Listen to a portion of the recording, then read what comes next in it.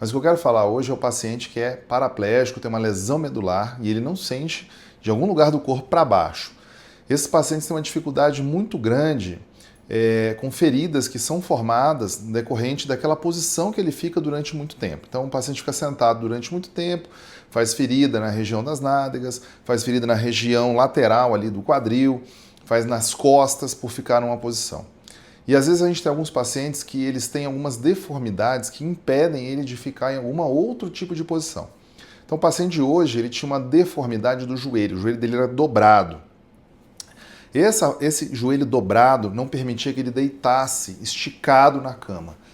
Ele ficava a maior parte do tempo sentado, isso aí fez uma osteomielite na região dos isquios dele, que são esses ossinhos que nós sentamos, quando a gente sente, né, aqueles ossinhos ali na região das nádegas, ele fez uma osteomielite ali. Nós tratamos a osteomielite dele, mas a gente não consegue botar o paciente deitado numa cama para poder aliviar a pressão naquela região e fazer com que as feridas cicatrizem. Então eu precisava esticar esse joelho. Esse paciente tem uma lesão, tinha, né, no caso, uma lesão no joelho, onde, por também uma questão de uma osteomielite, uma infecção que ele teve, o joelho dele travou os ossos. A patela travou no fêmur e ele não tinha mais esse movimento. Então o joelho dele estava travado em 90 graus.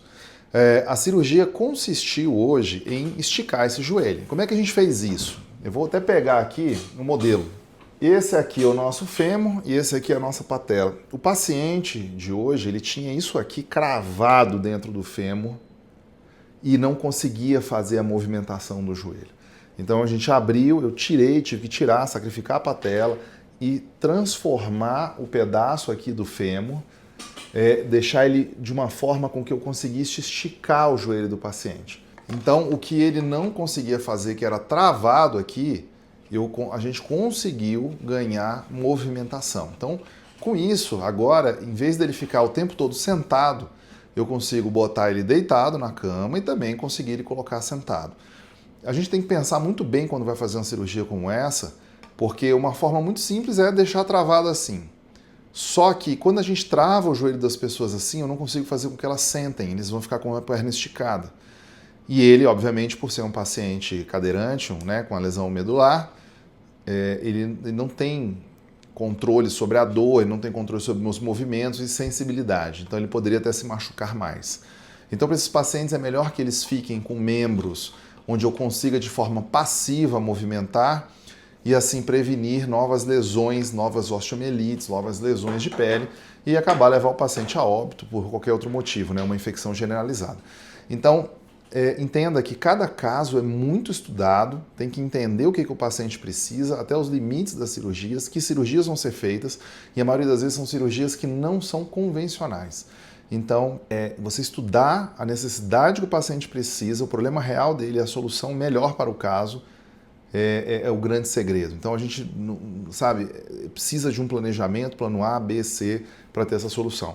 Eu fiquei muito satisfeito com a cirurgia, porque agora eu consigo fazer com que esse paciente se estique numa cama e permita que as outras áreas do corpo dele cicatrizem e, ao mesmo tempo, eu faço prevenção para que ele não tenha novas lesões. Se ele antes só ficava sentado, agora eu consigo deixar ele em outras posições para que ele consiga fazer a cicatrização que ele precisa, certo? Então, a nossa dica de hoje é isso. Pacientes com lesão medular, pacientes que não sentem, não movimentam metade do corpo, eles têm problemas com feridas decorrentes de muito tempo sob pressão naquela região, e eu, às vezes, preciso lançar mão de técnicas cirúrgicas para que eu permita que esse paciente ganhe movimento para ficar um tempo sentado, um tempo deitado de barriga para baixo, barriga de lado.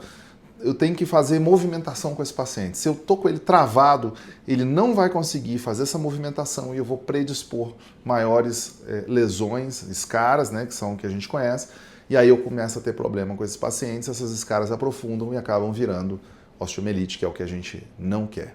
Dica de hoje, excelente.